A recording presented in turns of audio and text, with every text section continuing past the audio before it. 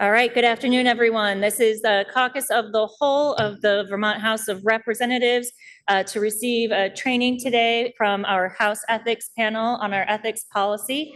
And with that, I'll turn it over to the chair of the House Ethics Panel, Representative Lalonde. Thank you. Good afternoon. Martin Lalonde, Chair of the House Judiciary Committee. I have the privilege of chairing the House Ethics Panel for a second biennium. My statements are very short. I'm just here to introduce the rest of the panel so folks know who to go to if you have questions. If you have questions on ethics, you can certainly come to me. You can come to Betsy Ann or Mike or any of the other panel members. And I'm just going to call their names, and if you could stand up and wave so people know who is on the panel. It's Representative Brian Chena, Representative Michael Morgan, Representative Carol Odie, Representative Chris Taylor. So I hope that the whole panel does not see any of you the next 2 years. Although, like I say, if you need some advice, come to any of us. And I'll turn it over to Betsy Ann and Mike, the brain trust behind the panel. Thank you. Well, my name is Mike O'Grady. I'm Deputy Chief Counsel for Legislative Counsel. Betsy Ann and I have been staffing the Ethics Commission, I think since its beginning. It's about 10, 12 years now. And we're going to give you an overview about the ethical requirements for you as members of the House of Representatives. The first thing we're going to do is we're going to talk to you about the Vermont Constitution's principles of representative government, voting conflicts and duties, disclosures, and interactions with lobbying entities which are statutory or regulatory requirements, regulation of the chamber integrity generally, the panel and its procedure, and the State Ethics Commission and the State Code of Ethics. Thank you, Michael. Betsy Ann Rast, Clerk of the House. And so we're going to get started with, of course, the Vermont Constitution, because when we're talking about you and your role as constitutional legislative officers, you got to take it from the top with the Vermont Constitution, because the Constitution always controls all power of our government flows from this beautiful document, and it provides principles for how our government must operate. And it's your guide for how you conduct yourselves as representatives of the people of Vermont. But before we start, we just want to summarize your roles as representatives and the panel's role on behalf of the House. The purpose of the General Assembly as the lawmaking branch, which is your branch, is to pass laws that conform to constitutional requirements, and in your discretion, judge what you think is best for the common benefit of Vermonters, which we'll get into. So we'll discuss ethics and legislating. When we talk about ethics and legislating, a lot of people will immediately think of conflicts of interest, and we will review with you your ethics rule, your conflicts rule, the same rule as the Senate has for conflicts of interest, but we want to emphasize that the nature of legislating on our state level rarely gives rise to the types of conflicts that you might have experienced in your local select boards, for example, because the House is rarely going to be voting on questions that directly impact you specifically. For example, you're not going to be voting on whether to provide a snow plowing contract to your brother or whether to issue a liquor license to your partner's restaurant. Instead, the questions that you're voting on in here in the House and in your committees are normally ones of general applicability that apply to all Vermonters. And that's the nature of constitutional legislative governance. In the House, the ideal population of a single member House district is 4,287 Vermonters. And you double that for a 2-member district. In the Senate, with just 30 senators, they're representing over 21,000 Vermonters for a single member district in the Senate. And so we'll discuss with you that unless you meet one of the infrequent instances in which you have a conflict in voting, and they are very rare, that's why you have a duty to vote. Because when you don't vote and represent your constituents here, you're depriving them of their voice in our representative government. But as they say, with great power comes great responsibility. As representatives, you're held to a higher standard of conduct than the average person. The oath of office you took on the first day of session is not empty words. You have sworn that you are going to conduct yourself as a faithful, honest representative and guardian of the people, according to the best of your judgment and ability. So we're going to discuss how it's up to you constitutionally here in the House as a chamber to ensure that all of you are acting ethically in a manner that promotes the integrity of the chamber. Because if Vermonters start to lose faith in our legislative branch and the House's integrity, ultimately they can lose faith in our government overall.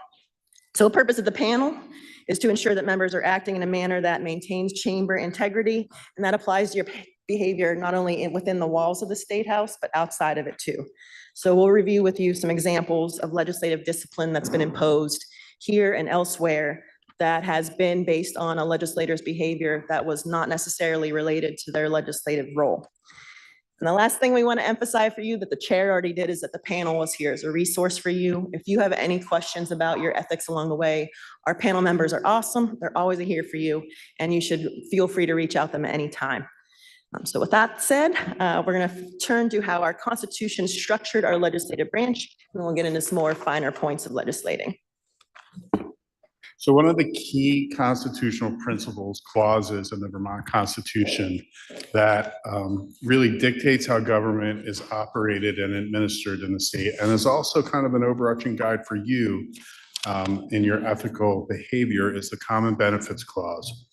It says that government, your government, is or ought to be instituted for the common benefit, protection, and security of the people, nation, or community, and not for the particular emolument, which means benefit or advantage of any single person, family, or set of persons.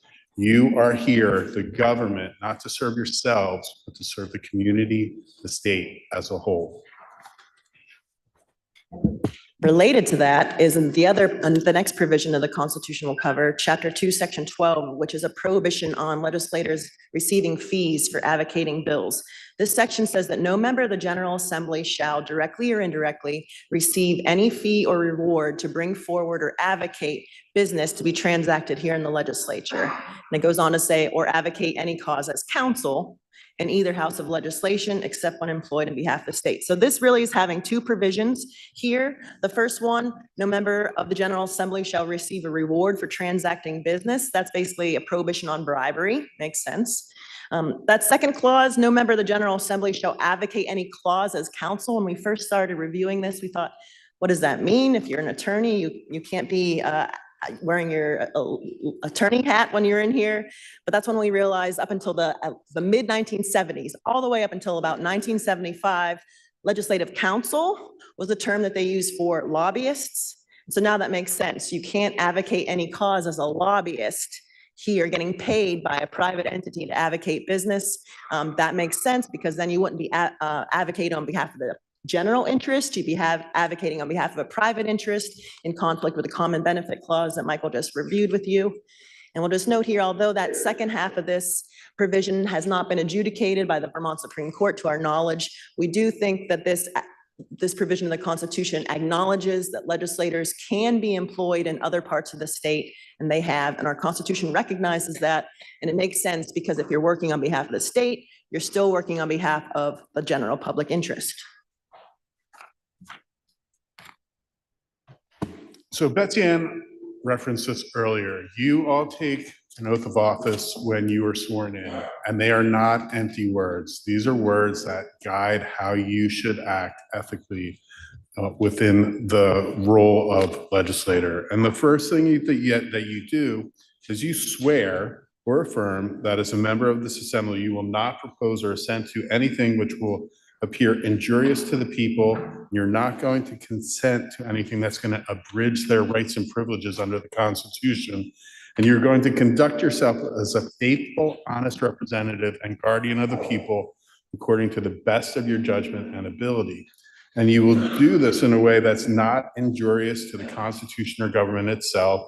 And you're not going to hold an office of profit or trust under the authority of Congress. And you are going to support the Constitution of the United States. Now, there's a phrase in here that we need to provide some clarity on. What is the office of profit or trust under authority of Congress? That's if you are employed by the federal government in a role other than serving in the military.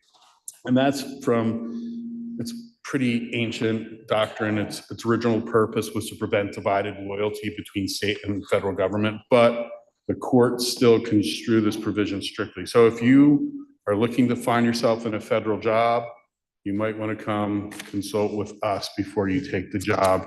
We might advise you that you might have to resign from the General Assembly.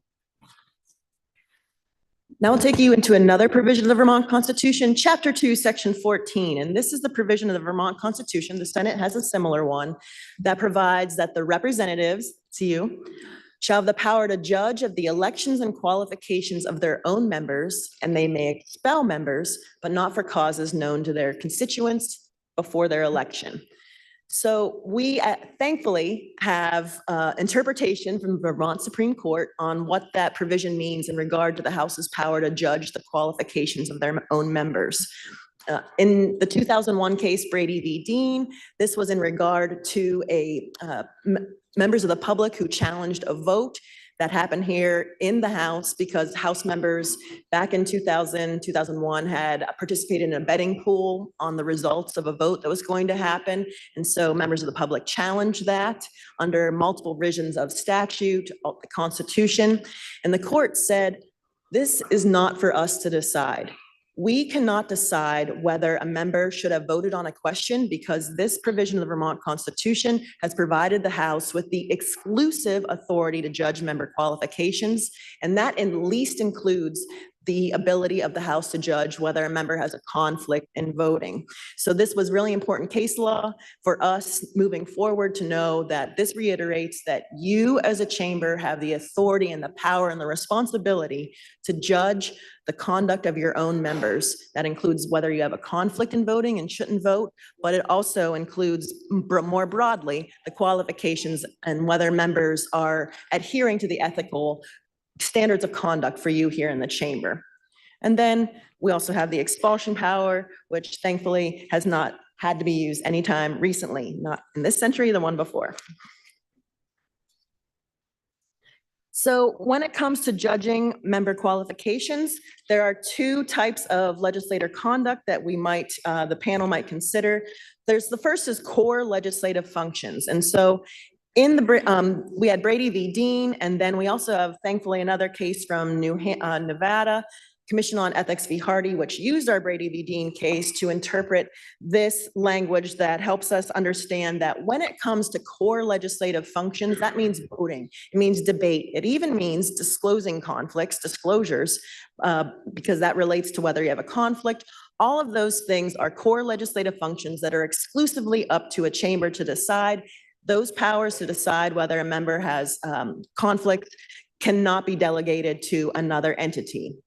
But then that court went on to say, when it comes to things like non-core legislative functions, those things can be delegated to another entity outside of the chamber, such as a state ethics commission.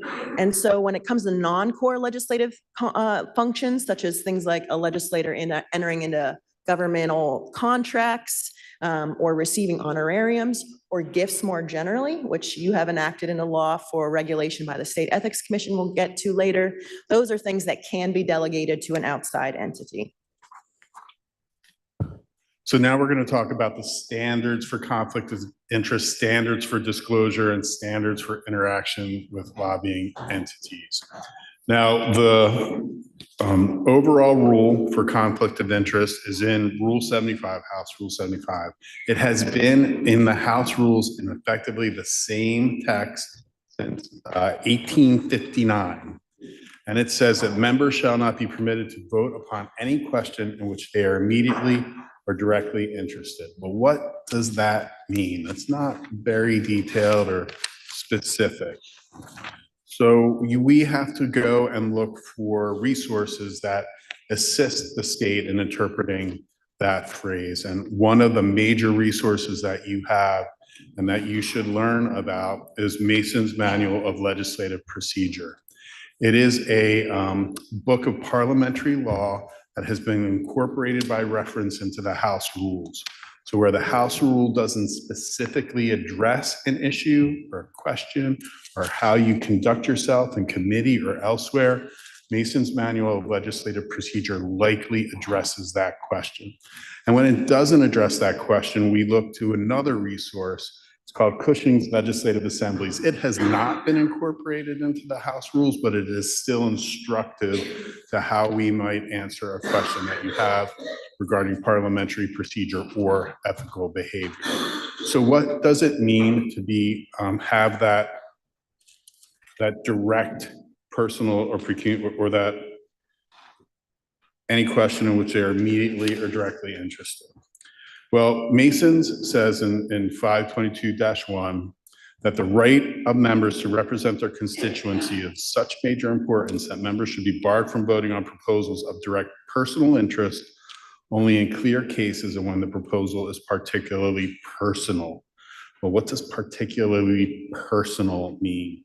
It means that it is in regard to a legislator personally, and a question is not of direct personal interest unless it relates to you as an individual. And similarly, an interest is pecuniary for you when it involves something that is not a matter of general interest and it is specific to you. So how do we further look at that? So an interesting question, an interest must be of direct pecuniary interest belonging to a separate description of an individual and not such as also belonging to all citizens arising out of any measure of state policy. Think about that. A lot of you are here today because you had issues with the property tax and how education finance is being implemented. Well, you are here probably because you own property too. So if you own property, you have a direct interest in the education finance law because you're paying property taxes. But that doesn't disqualify you from voting because your constituency also owns property and you're here to represent them. That's why you're here. You're here to advocate for your constituents. And just because you have an issue or an interest that's similar to theirs doesn't mean you get to disqualify yourself from a vote. So interest arising out of public measures such as tax bills, colonial regulations, domestic trades, and the like. Also, if you're an attorney, you can vote on criminal laws. If you're a teacher, you can vote on education. If you're an insurance agent, you can vote on insurance law. That's because you share those interests with a larger group of people. There are very few, well, let me step back. You're going to ask a lot of questions about conflict of interest, and we're going to tell you that there are really very few conflicts of interest underneath the House rules. I've only really seen one direct pecuniary interest where there was an actual need to recuse themselves or not vote.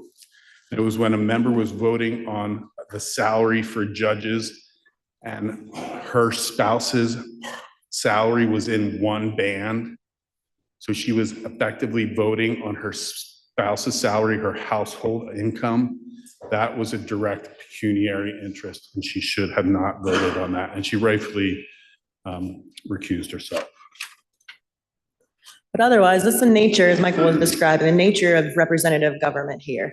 Our rules, Masons, Cushings, all describe this, especially as a citizen legislature. Members of the General Assembly are going to face questions, face votes in here. They're going to impact yourselves individually as well as their legislative districts. So Cushing says, as members of the House are also members of the body politic and connected with their fellow citizens in all the ordinary relations of life and business. Of course, you're going to come across questions that you might be interested in yourself, but it's going to impact people more broadly, Vermonters more broadly. So our Rule 75 has been generally interpreted so that if a vote would affect both a legislator and a larger group of people, legislators not required to recuse themselves because the vote is not of an immediate or direct interest under the rule. But transparency is always the best practice. If you are going to vote on a question that might impact you specifically, but is a matter of general public interest, we do recommend that you disclose that to your committee or to others before you take the vote, because they say sunlight is the best disinfectant. But if you do, there is a provision of Masons that does provide that if you think that a member should recuse and they have not abstained from the vote, the time to raise a point of order questioning the right of a member to vote is after the vote has been taken, but before the result is announced. Okay, but conversely, if you don't have a conflict, you have to vote because that's what you're here to do. Without an immediate or direct interest, you have to vote. It's in our rules and it's the purpose of why you're here. The converse is we have a rule that says every member present must vote unless you're required to recuse under that discrete circumstance.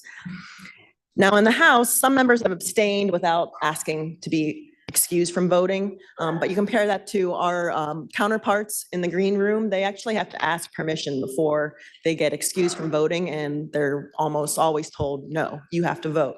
Under the duty to vote rule, they have the same one. So we also have a provision of Masons that if you think that a member should be voting and they want to abstain, there's actually a provision where you can raise the question about why the member is not voting.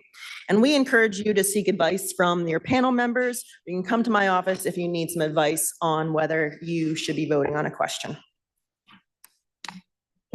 So let's talk about some of the standards for disclosure, the information that you need to provide to this body and to the public as a serving legislator. So as you know from your elections under 17 VSA 2414, you must disclose, which is posted online, sources of personal income over $5,000 for yourself, your spouse, or domestic partner, entities on which you serve that are regulated by law or receive state funding, companies that you or your spouse or domestic partner own more than 10%, leases or contracts with the state, and disclosure of the spouse or domestic partner's lobbying if applicable. In addition, by the 10th day of the session, members are required to submit a disclosure providing entities on which they serve that are regulated by law or receive state funding and their employer. And you should all be very proud of yourselves because all of your disclosures have been submitted. And that is pretty rare at this stage in the session. So give yourself a hand. Now, there's also standards for interaction with lobbying entities and what you can do in your interaction with lobbying entities. So, well, what's a lobbying entity? There are a lot of people in this building every day that are advocating for a lot of things. Are they all lobbying entities? Well, no. Lobbying entities is an unofficial catchphrase for registered lobbyists, lobbying firms, and lobbyist employers. They're the persons that or entities that engage in the service of the lobbyist for compensation. So people who are being paid to be here to advocate, it's not your constituencies, it's not your town clerk that's coming here, it's people that are being paid to advocate as lobbyists. So you cannot solicit gifts from lobbying entities except for campaign contributions. Well, what's a gift? And we're going to talk about this a little bit later. It's anything of value, tangible or intangible, that is bestowed for less than adequate consideration. And it includes travel expenses, meals and alcohol, speaking fees, and loans with terms more favorable than those generally made to the public in the normal course of business. So you can't solicit those gifts from lobbying entities except for your campaign contributions. And when you're looking for campaign contributions, you can't solicit those when you are in session until adjournment of the body, sine die, which is without a date for return, a designated date for return. And you need to, and lobbying entities have requirements too. They need to disclose contracts of over $100 a year, direct business relationships with you or your spouses or dependents, as well as any itemized gifts over $15 to legislators or their families. And they are prohibited from giving you monetary gifts other than campaign contributions. And legislators are prohibited from lobbying for 1 year after leaving office. Okay, so we just reviewed with you some of the specific requirements for legislative conduct, and what we're going to review with you next is something that has really no definition. It's up for you to define. And that is what we're going to discuss next is the constitutional principle that it's up to you as a chamber to decide what your standards of ethical conduct are. And it's up to you to maintain the ethical behavior and standards of conduct of your fellow members here in the chamber. So that means that you have the authority to set the policy, to set the requirements for what your ethical standards are. And Masons reflects that. It says you have the right to regulate the conduct of your members. And that means you have the regulate to define what conduct is good or bad. And you may discipline those members for whatever conduct that you think needs discipline because it reflects negatively on the integrity of the body. Because someone committed a crime. You have that authority to define the universe of the behavior that you are going to regulate. And that is supported by case law out there, including the Supreme Court of the United States. It says Congress has the interest of preserving its institutional integrity. You also have that interest in preserving the integrity of this body. And it's a fundamental right of the legislature that has an important interest in upholding its reputation and its integrity. This is throughout the nation. We provided just case law citations here.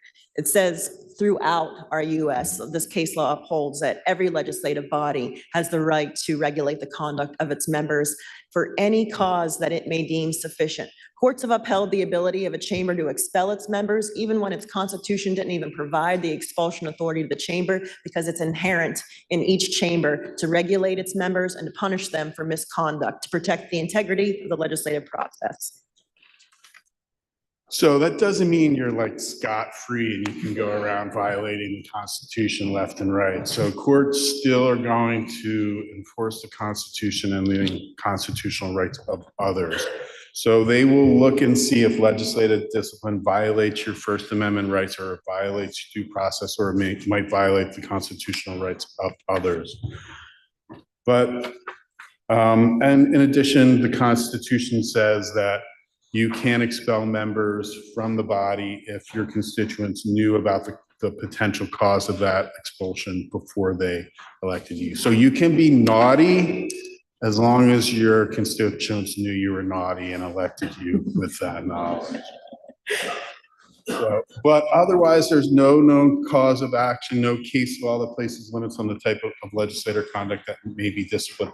And that's really based on separation of powers, because you have a constitutional authority to judge the conduct and qualifications of your members. No other body, no other branch has that authority.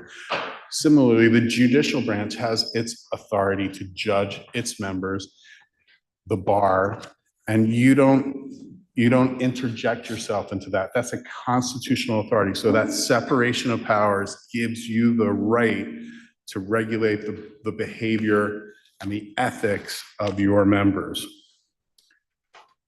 An accused member is judged by no specifically articulated standards. The panels, House and Senate, will look at your behavior and see if it reflects on the integrity of the body. It reflects on your ethics as a whole. And the right to expel extends to all cases where the offense is such as in the judgment of the Senate or the House is inconsistent with the trust and duty of a member. So how do you exercise this authority? Well, this was a helpful case from California that really said it's going back to that oath of office. Your oath of office is your guide for how you not only make decision-making or how you make decisions for policy enacted in bills, but also how you decide to uphold chamber integrity. And this case was helpful in saying that it's the oath of each individual member and their duty to act conscientiously under it that is the only safeguard to their fellow members for an unjust and causeless expulsion. And courts have repeatedly said it's not up for them to decide whether it was appropriate for a member to be disciplined, because it's up for the chamber to decide in order for the chamber to set its own standards. So there are some examples of legislative discipline throughout the country, and one of which is from Vermont in 2016. This Vermont Senate suspended a senator for sexual assault related criminal charges until all criminal proceedings and currently pending against him have been dismissed. He wasn't convicted. He ultimately never was convicted, but his behavior and the charges against him reflected so poorly on the integrity of the body that they moved to discipline him and suspend him until those actions were completed. He did not resign, and he remained suspended throughout the remainder of the biennium. Similarly, in Congress, probably Representative Charles Rangel was disciplined for multiple years of behavior, failing to report income, failing to provide disclosure forms, failing to pay taxes, making inappropriate campaign expenditures. Just went on for years, like 17 years. He was censured and he was ordered to repay money that to the House Committee on Standards on Official Conduct. So there is authority here. If you want to remain a legislator, the panels have significant authority to request a remedy from you for your unethical behavior.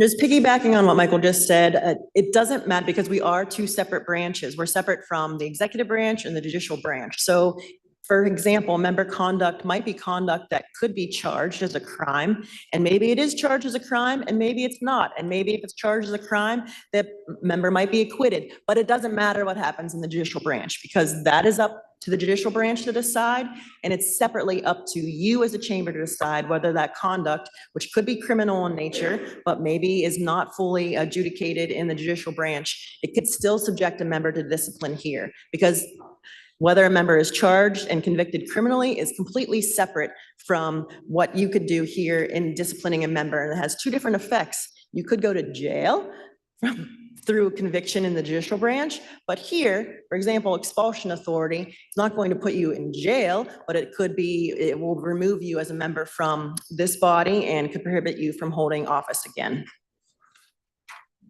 And so your behavior that is subject to discipline doesn't always have to happen in the same biennium or maybe not even before you're a legislator. There are examples from around the country, for example, in South Dakota, where the behavior that was disciplined occurred in the preceding biennium, but it was so reflective or negatively reflective on the integrity of the body that the legislature moved to discipline that member. And the court said that that legislature, South Dakota, had the inherent authority, the power to superintend its internal management and carry out its constitutionally mandated duties. And the court had no authority, no jurisdiction to halt that legislative disciplinary process. It was purely the legislature's authority for activity in a prior biennium. Similarly, in New York, there was a case where a person was elected to the body, but before they were sworn in, they were convicted of domestic abuse. And as soon as the body convened, they expelled that member. He hadn't even taken the oath of office. And that if there's the Second Circuit upheld the expulsion, saying there's historical acceptance of an extremely broad standard for legislators' decision about the fitness of their members, and the court was not going to interject itself into the New York legislature's decision in that case. All right, so now we're going to take you through a run through of how the panel helps this chamber maintain its integrity, and we'll talk about the panel's procedure. So there's House Rule 90B. It establishes the panel. There's 5 House members, as the chair pointed out to you. The panel elects its chair and adopts its own procedures. The panel advises individual members and provides training to all members on ethical conduct, including compliance with House Rule 75, conflicts of interest. The panel receives and investigates complaints of alleged ethical violations and may recommend to the House disciplinary action against the member for an ethical violation. And the House rules prohibit retaliation. I'm going to repeat that. The House rules prohibit retaliation. If you are a respondent, you're subject to a complaint, don't retaliate. It's just going to make it worse. And the panel is required to annually report to the House the number of complaints filed, the disposition of those complaints, and the number of the member requests for ethical advice. And then when there is a complaint, it has to be in writing. It has to identify the complainant. It must be regard to unethical conduct committed by a member during the current biennium. The panel provides the respondent with a copy of the complaint. The respondent may file a response, a copy which the panel provides to the, and a copy of which the panel provides to the complaint. I want to note here that legislative counsel will assist a respondent, a legislator that's subject to an ethical complaint at this stage in the investigation. They will help you write your response. They will help you investigate the standards that you might want to assert at this stage. At a subsequent stage, legislative counsel has to back away. The panel determines whether there may be reasonable grounds to believe that an ethical violation occurred. If no, the complaint is closed and remains confidential. The panel sends notice to the complainant and the respondent. If yes, the panel proceeds with an investigation. All right, if the panel gets to that stage of an investigation, that would include interviewing witnesses, collecting documents. The panel by rule has subpoena authority, and they can also hire an investigator. Investigations are confidential, and at the outcome of a investigation, the panel could decide to dismiss because there's not enough evidence, or it's so minor in nature they do not think it's appropriate to pursue the complaint. But if the panel determines there are reasonable grounds to believe that an ethical violation occurred and they don't close the complaint, they could issue a confidential warning. They could ask the respondent to engage in enter into a confidential stipulation, or they could draft charges and proceed to a hearing. So if there is a hearing, the respondent can present their position, present evidence, and they can call witnesses. They can hire their own independent counsel. This is where alleged counsel steps away. We're not going to be in a contested case proceeding where legislative counsel is representing the panel and then legislative counsel is representing a respondent. At that point, legislative counsel is not representing the respondent. The chair presides and the panel might hire its own independent counsel, and it's closed to the public unless the respondent asks that it be open. The panel is not bound by technical rules of evidence and may admit evidence it considers reliable. However, panel decisions cannot be based solely on hearsay. And the burden of proof is clear and convincing evidence, which is a higher standard. And an ethical violation, if the panel finds an ethical violation did not occur, the panel will dismiss. Dismissal is confidential. If a violation did occur, the panel will introduce for the House's consideration a House resolution, which is public, containing the evidence presented, the panel's finding, and its recommendation for disciplinary action. This is an extreme part of we have not ever gone to a hearing, and we hope to never go to a hearing. But be aware that it will be, if you go to a hearing, it will be a media magnet. There will be a ton of attention, and just that you are aware. All right, so we've mentioned confidentiality. We'll just emphasize here that in our procedure, the confidentiality duty is on the panel and its staff. There is not a duty of confidentiality on the respondent or the complainant. If you are either of those people, you do not have a duty to maintain confidentiality of the complaint. Our records we do maintain as confidential. They're not subject to the Public Records Act. And also, we'll talk about State Ethics Commission in a moment. If they do refer a complaint to the panel does have a provision of its procedure that it will provide the outcome to the commission, because the commission has a statutory obligation to keep complaints confidential as well. So let's do a run through quickly of the State Ethics Commission and the new State Code of Ethics. So the commission is a 7-member commission. It's in the executive branch. It accepts reviews, makes referrals regarding complaints of alleged violations against public servants. And you are a public servant for your non-core legislative functions. They give guidance. It's a resource for you when you're seeking advice on provisions of the State Code of Ethics that do not relate to core legislative functions. When they get a complaint about you, they refer to the House Ethics Panel, similarly for the Senate. If the complaint alleges that the House member committed a crime, the commission also refers the complaint to the Attorney General and the state's attorney for jurisdiction. Documents in the custody of the commission are confidential and exempt from public inspection and copying under the Public Records Act. So the commission was created more recently, and even more recently, The General Assembly passed the law to adopt a state code of ethics. It's codified in statutory law. It applies to you as public servants, as Michael just referenced. And we just want to note that the provisions of the state code of ethics are applicable to you so long as they don't relate to your core legislative duties, which include voting, debate, and disclosures. So we'll just give you a high-level overview of the provisions of the state code of ethics. They make sense. As we go through them, you will understand they contain general principles of ethical governmental conduct. The first one is to recuse from or disclose conflicts of interest or their appearance. Just noting here, though, that that does not apply to you. House Rule 75 applies to you as your roles as constitutional representatives. The second provision of the code is don't direct others to act unethically. That makes sense. Avoid the appearance of a code violation. Sure, act impartially without preferential treatment. That's what you're here to do, represent your constituents. Don't use your public position for private gain. That is just a fundamental principle of being a governmental servant. Don't use public, non-public, or confidential state information for private gain. Probably doesn't happen often here, but that is a provision of the code. Don't use state resources for private gain.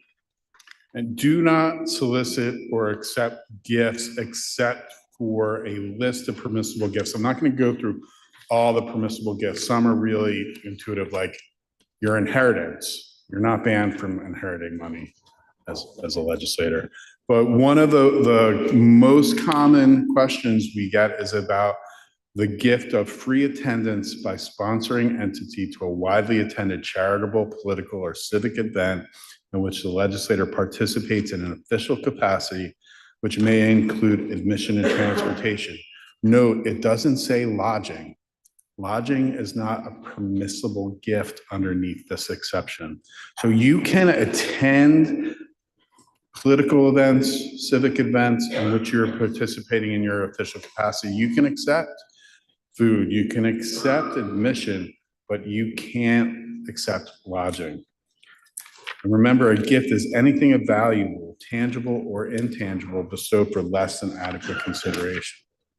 Now, I just said you can't accept lodging, but you can accept attendance to training or education when it's in the interest of the legislature.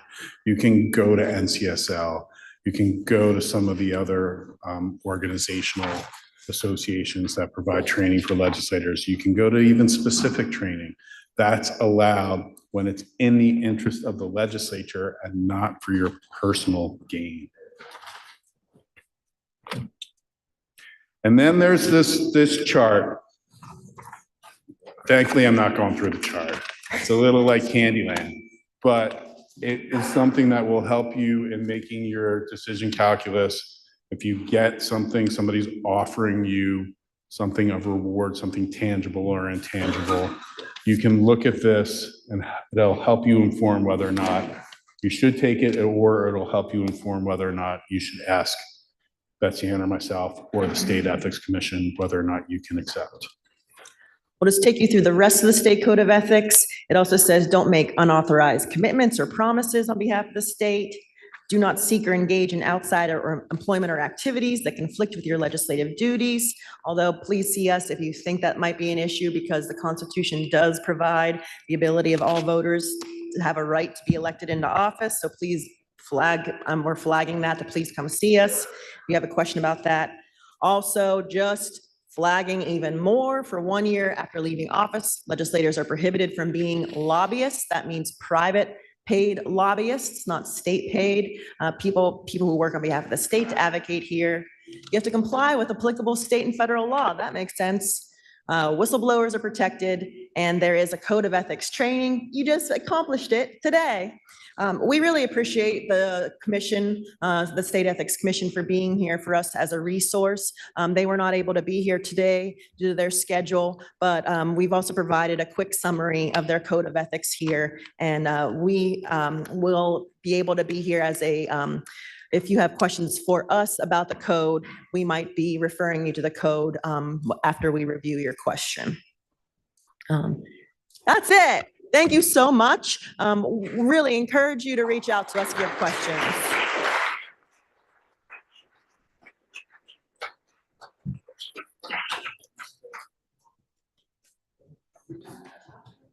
No, we have one more training if